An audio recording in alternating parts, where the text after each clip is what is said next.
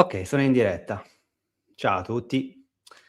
Oggi parleremo di 3 dinamiche spirituali del dolore cronico. Mi ero preso qualche appunto prima di arrivare a voi. È da un po' che non facevo una live, una diretta.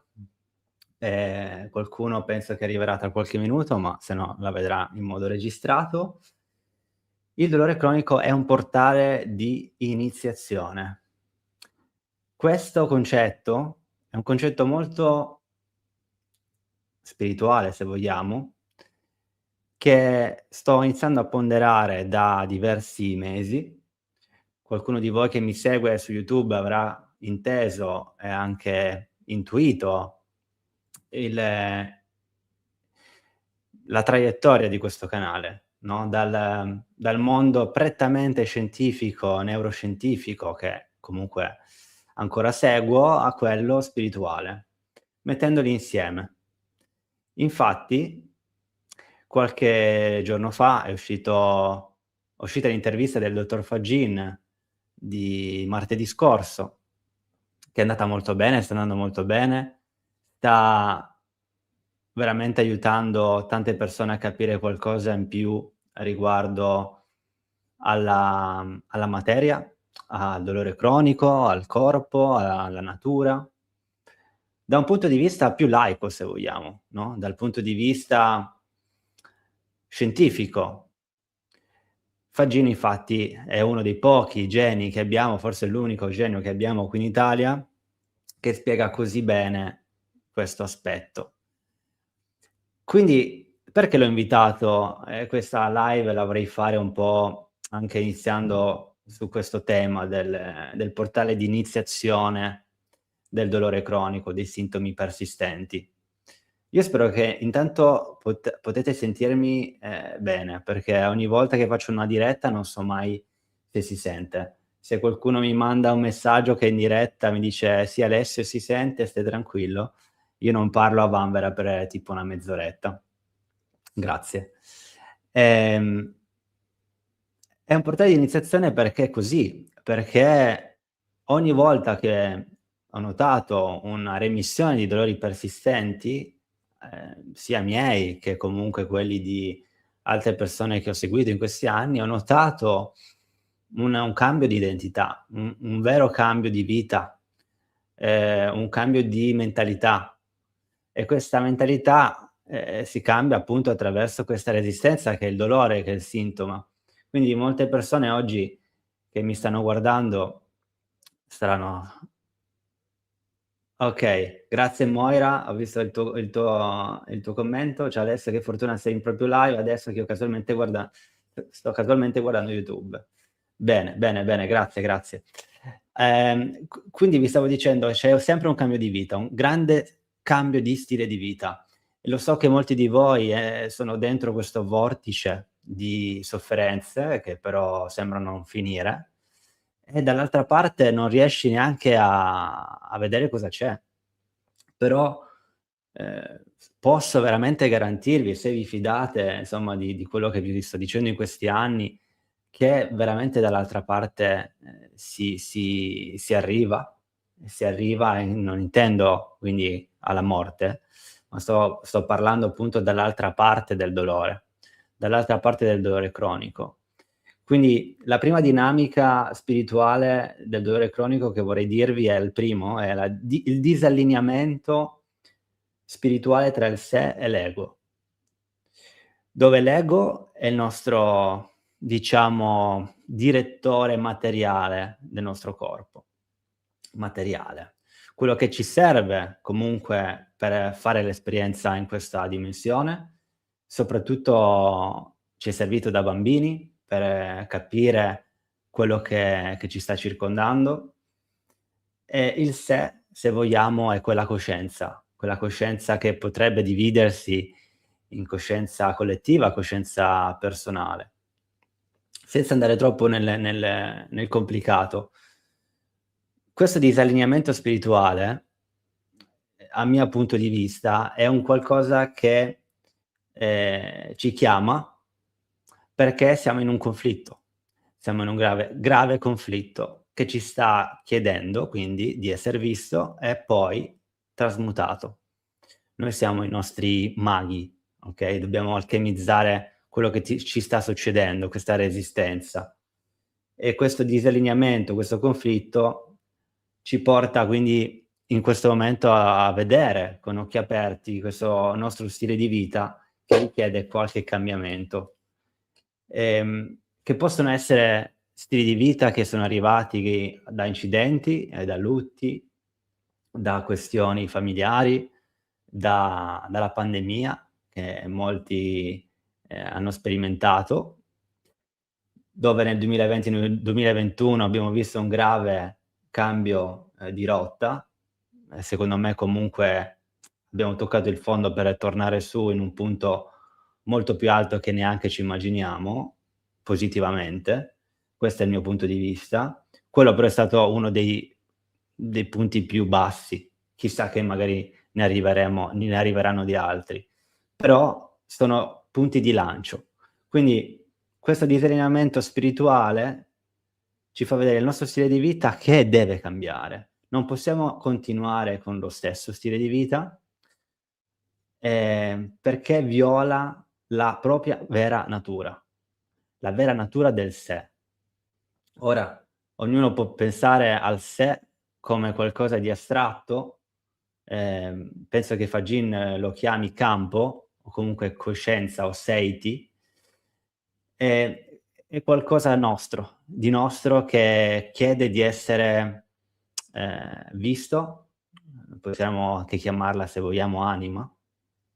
Penso che ci siano delle similitudini tra questa coscienza personale e l'anima. E questo disallineamento quindi ci porta a una risoluzione di un conflitto, alla fine, dall'altra parte. Questa è la prima dinamica, la vedo spesso. Penso che anche voi, insomma, siete arrivati a oggi a vedere questo canale perché magari siete solo semplicemente, mhmm, interessati al topic, all'argomento del dolore cronico, ma credo invece che la maggior parte di voi, sono qua perché ne soffrono, come è successo per me per diversi anni. E quindi quando arriviamo a capire certe dinamiche, anche spiegare magari scientificamente, possiamo fare il 50% del percorso già, no, l'altro 50% del percorso è quello di lasciare andare, ci arriveremo. Anche capire cosa vuol dire lasciare andare questi conflitti, lasciare andare queste rabbie, lasciare andare questo senso di non essere mai abbastanza. E ci arriviamo nel dolore cronico cervicale e quello lombare è molto comune, è molto comune. La seconda dinamica spirituale del dolore cronico è quella della crisi di identità, ovvero non riuscire più a capire se siamo il corpo oppure siamo qualcos'altro. Perché è molto facile dire: "Mi disidentifico dal corpo" quando non ho dolore, no, quando sono in meditazione, in quella esperienza di silenzio e di pace, non senti forse neanche il corpo, perché sei in una situazione di spazio. Senti dello spazio, senti che non sei dentro un corpo.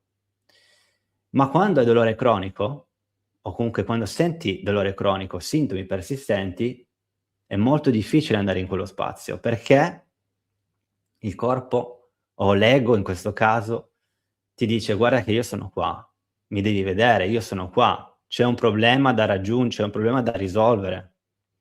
Sopravvivenza, no, quindi il nostro sistema nervoso si attiva in modalità sopravvivenza, dandoti dolore, dandoti dei sintomi. Quando però li vediamo e capiamo questo schema del, dolore cronico come un bambino che grida, e ti dice: "Guarda che io sono qua, mi devi vedere." Una volta che è visto, ritorni in quello spazio di pace, ma solo se lasci andare la presa a quello che dovrà accadere nei momenti successivi. Quindi in questo tempo tra il dolore e questo spazio di pace, magari passano dei mesi, di consapevolezza proprio, di capire che lasciare andare è non fare, è ricevere. In questo momento stiamo ricevendo, nel momento in cui notiamo che ci sono delle sensazioni che vogliamo cambiare, ma che non possiamo più cambiare, non possiamo più controllare, più le controlliamo e più diventano forti, sto parlando delle sensazioni corporee qua, più ci tengono prigionieri.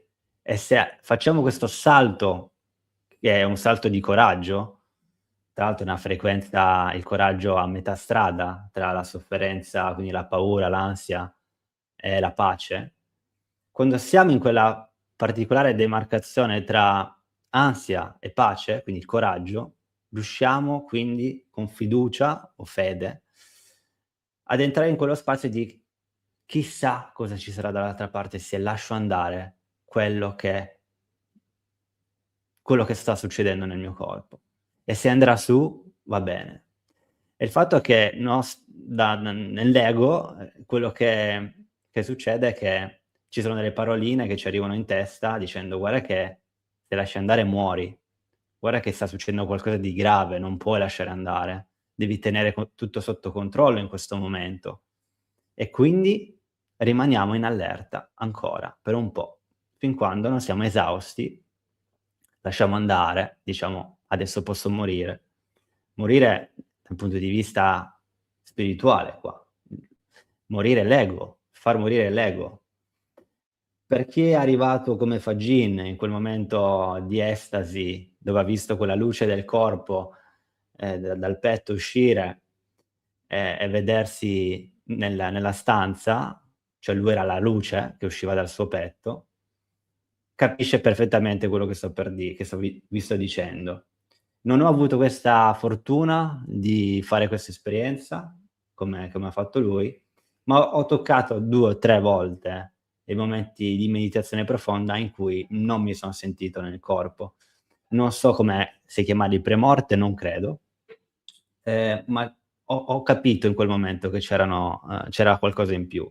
Ora non è il topic di questa live diretta, però c'è una crisi di identità, dobbiamo capire che non siamo il corpo è un recipiente della nostra coscienza, noi siamo praticamente quel campo che sta all'interno e all'esterno del corpo.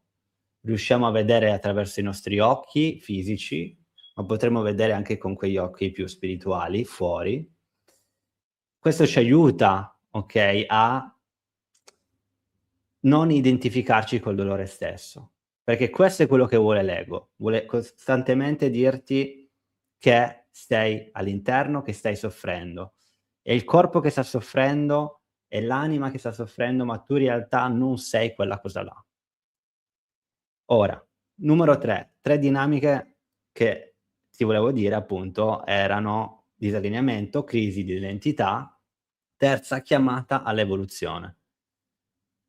Ho accennato all'inizio, il dolore cronico è un accenno ad un'evoluzione più grande. Non penso che tutti, debbano andare incontro a questi dolori cronici per evolversi. Qualcun altro avrà delle altre sofferenze di un altro tipo, okay? Io ho avuto questa sofferenza di dolore cronico alla collo, parte pelvica, e so cosa vuol dire, so cosa vuol dire. Quando mi capita quindi di vedere a delle persone che soffrono, ehm, mi fa molto male vederle in mezzo a questa marea amareggiata, in mezzo insomma a questo mare questo oceano dove nessuno ti riesce a prendere e quindi più le vedo queste persone, più vorrei aiutarle, però devo anche capire adesso che ci sono sempre i tempi per tutti. Ci son dei tempi in cui quella persona capisce che può lasciare andare, finalmente, dal punto di vista anche inconscio o conscio, può lasciare andare le sofferenze che non sono lui o lei, ehm, e a quel punto dire: "Io sono abbastanza per come sono". Non devo rendere conto a nessuno, non devo fare felice mia madre, mio padre, non devo fare felice i miei cari, posso rendermi in servizio per qualcosa di più grande. Forse questo è magari anche il senso della vita, rendersi in servizio per far evolvere la propria coscienza. E quindi, come diceva Fagin, se noi siamo parte dell'uno, anche quindi l'uno si evolve con noi. Solo attraverso quindi le nostre esperienze. È strano, no, pensare che ognuno di noi fa parte dell'uno e stiamo lavorando in realtà tutti assieme per un'evoluzione spirituale dell'uno. Bellissima. Bellissima come cosa. Quindi la coscienza evolve superando questa resistenza che sentiamo dentro di noi, che è il dolore, sintomo. Questo ci porta però ad aprire gli occhi su dei conflitti, su dei traumi che magari sono arrivati nel momento subito successivo al sintomo, cioè al trauma, il sintomo è arrivato successivamente al trauma, e non dobbiamo necessariamente entrare nell'infanzia, per capire tutto ciò, perché ho ricevuto diversi messaggi sia per email che per su YouTube, commenti su questi video, dicendomi: "Alessio, ma io non ho avuto nessun trauma. Io vivo in realtà una vita abbastanza felice, faccio un lavoro che mi piace, non mi ricordo, insomma, che a casa si litigava più di tanto". Ovviamente ci sono delle cose che la nostra coscienza, non ha registrato, che rimane ancora nell'inconsapevolezza.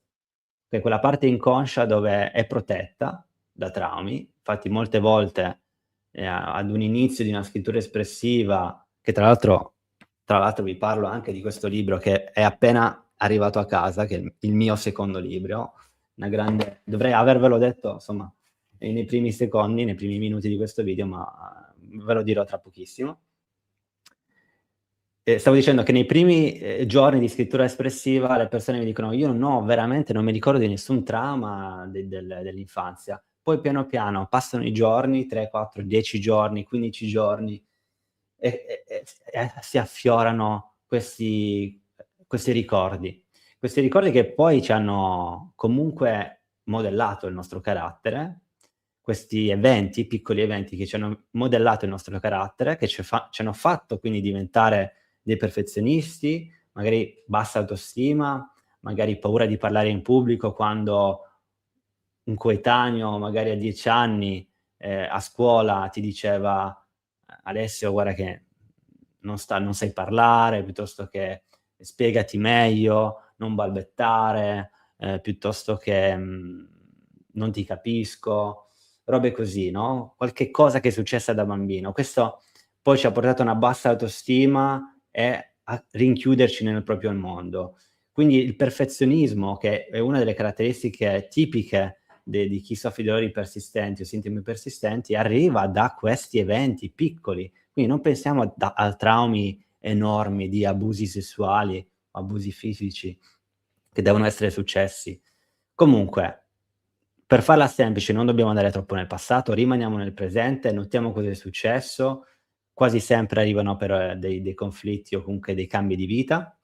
Cambi di vita possono anche essere cambi di lavoro, o non trovo lavoro, e devo farne una d sono i primi giorni del nuovo lavoro, in prova, il primo mese e i sintomi arrivano tutti in quel mese lì. Mi è capitato. Ho cambiato diversi lavori, mi ricordo nei 2 di ufficio da informatico, anni e anni fa, li ho iniziati con la febbre, tutti e 2. È stato un caso che c'era stata la febbre proprio i primi giorni, del nuovo lavoro? Ora che so certe cose, non era un caso. Dolori di stomaco, sono dei casi, è veramente la parte di nutrizione che ci porta dei dolori di stomaco quando magari siamo tutti insieme a tavola e l'unico che ha dolori di stomaco sei te, beh, forse magari lì c'è qualcosa che non stai digerendo nella situazione in cui ti trovi. Il mal di schiena e la cervicalgia sono 2 particolari, problematiche molto comuni tra l'altro, di grande autosvalutazione. Okay, questo l'ho visto spesso e potete confermarmelo, ditemelo nei commenti se siete persone, insomma, che stanno arrivando a questi o sono arrivati a questi dolori lancinanti alla cervicale o alla parte lombosacrale perché, vi sentite predati da qualcuno, vi sentite in minaccia da qualcuno, magari anche di immaginario. Questo capita spesso nella zona della cervicale. Non riuscite ad abbassare la testa a qualcuno, magari c'è un capo o una capa che vi dice costantemente cosa dovete fare, la odiate e quindi dovete subire questa situazione, una situazione comunque che dovete subire magari familiare, non solo lavorativa. Quindi c'è una minaccia. Questa minaccia si può andare a perpetuare nella zona osseo-tendinea oppure muscolare. Questa parte ricordo che è collegata molto bene alla parte dell'emicrania e alla parte del mal di testa, sintomi di questo genere, ehm, magari anche acufeni. Ovviamente chi è arrivato qua avrà fatto tutte le visite, possibili, senza avere un riscontro fisico, chiaro, nel senso che era tutto okay, e quindi bisogna entrare nel ramo psicosomatico spirituale anche, se vogliamo, e capire che ci sono dei conflitti interni che se vengono visti e vengono quindi portati alla mente e dopo, a quel punto capiamo che l'origine di queste problematiche siamo noi, come reagiamo, possiamo reagire differentemente. Reagendo differentemente a questi conflitti e capendo o non avendo quindi paura di questi sintomi per la prima volta, i sintomi si abbassano. Ci prendiamo la nostra vita, iniziamo a fare piano piano, gradualmente delle uscite fuori, movimento fisico leggermente più lungo, più intenso e riprendiamo tutta questa vita che ci siamo tolti gradualmente. Okay, quindi, cos'è che volevo dirvi di altro? Ah, il libro, importante. Questo è il nuovo libro, si chiama La penna che cura, è praticamente il videocorso che avevo creato mesi fa, sulla scrittura espressiva, adesso è diventato un libro. Perché? Perché mettere 21 giorni di scrittura terapeutica sul libro, la risposta è che 1 credo non sia stato mai fatto in Italia, portare questa terapia in questo modo con un criterio, con uno strumento, con un metodo, che è quello della scrittura terapeutica espressiva, per il dolore cronico. Ho visto che funzionava molto bene in questo modo per i pazienti o clienti che ho seguito in questi anni, perché la problematica loro era: "Alessio sì, mi piace l'idea, ma non so mai cosa scrivere". Ora, questi 21 giorni hanno un topic e delle domande a cui rispondere. È un libro di circa 170 pagine, secondo me è l'evoluzione migliore del primo libro che ho scritto, Il potere della consapevolezza. È un libro che non è ancora disponibile su Amazon, perché dobbiamo aspettare 2 o 3 giorni dalla pubblicazione, ma ve lo farò sapere. Come? Se avete, la mia mail, insomma se siete nelle mie email, newsletter, nella mia lista intendo, riceverete nei prossimi giorni una novità, una mail, altrimenti se vedete adesso sui commenti, vi avevo messo un link dove vi potete iscrivere alla newsletter e spero questo venerdì di darvi delle buone notizie e di dirvi che è disponibile su Amazon e secondo me vi aiuterà molto. Ha un costo basso rispetto ai miei corsi più lunghi e ve lo potete fare a casa. 21 giorni non vuol dire che in 21 giorni i sintomi spariranno, ma noterete dei grandi movimenti. Il movimento è quella cosa che vi farà capire, movimento energetico, intendo che i sintomi possono alzarsi, diminuirsi, magari per un giorno non li sentite neanche, vi si accenderanno una marea di lampadine dentro, idee, collegamenti, e queste sono accensioni di consapevolezza che vi portano a un cambio di stile di vita, vi portano a un cambio di proiezione, okay, di quello che capite o vedete nel vostro corpo. E spero che magari qualcuno di voi mi dica: "In 21 giorni Alessio ho cambiato totalmente il mio rapporto con il corpo". E non servono integratori, non serve nulla se non o meditazioni, non serve nulla di quello che magari avete già fatto fino ad oggi, serve una carta, un po' di carta, e una penna e 20 minuti al giorno per 21 giorni e vedete cosa succede. Per le persone che infatti l'hanno già provato mi hanno dato dei buoni feedback e credo che veramente ne valga la pena per provarlo. Antonella Racinelli, vediamo un attimo cosa mi scrivi. Nell'ascolto delle tue meditazioni e della tua voce imparo a respirare e mi impegno a sciogliere i conflitti. Grazie della tua tenerezza comprerò il tuo libro. Antonella, grazie di cuore. Mi sto impegnando a parlare più piano, più lentamente, perché so che è importante. So che è importante soprattutto per le persone che soffrono di dolori persistenti, sintomi persistenti. Ieri sono andato a sentire Franco Berrino, non so se lo conoscete, è molto conosciuto, l'epidemiologo, medico, parla di nutrizione. Ehm, L'ho visto qua nella zona di Cagliari per il suo nuovo libro, ha fatto una presentazione e lui parla molto piano. A volte all'inizio dici: "Cavolo, ma, dai, datti una mossa", no, però in realtà il parlare piano, sia per noi che per voi che sentite,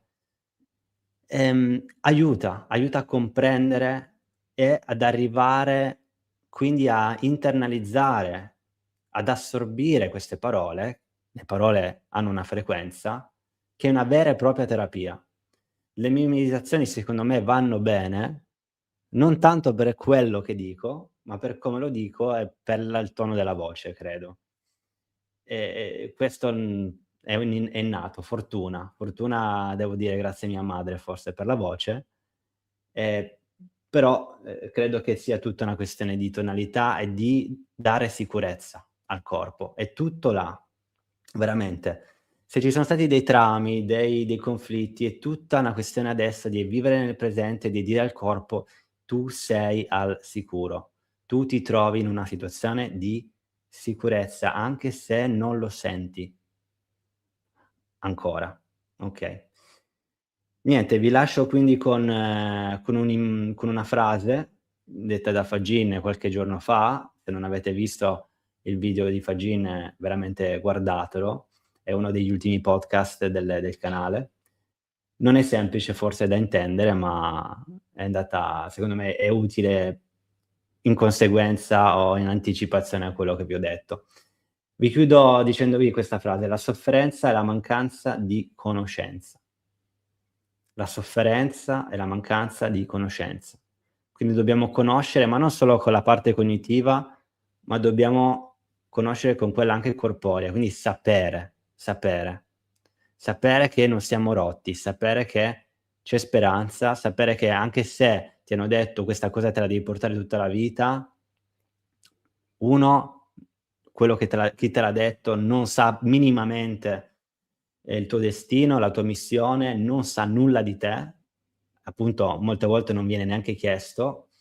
Questo è un grandissimo problema quando i medici fanno delle diagnosi a una persona, non chiedendogli quali sono le paure del momento, cosa c'è stato in quel periodo in cui il sintomo è apparso, come si sente, che paure ha di questa sintomatologia.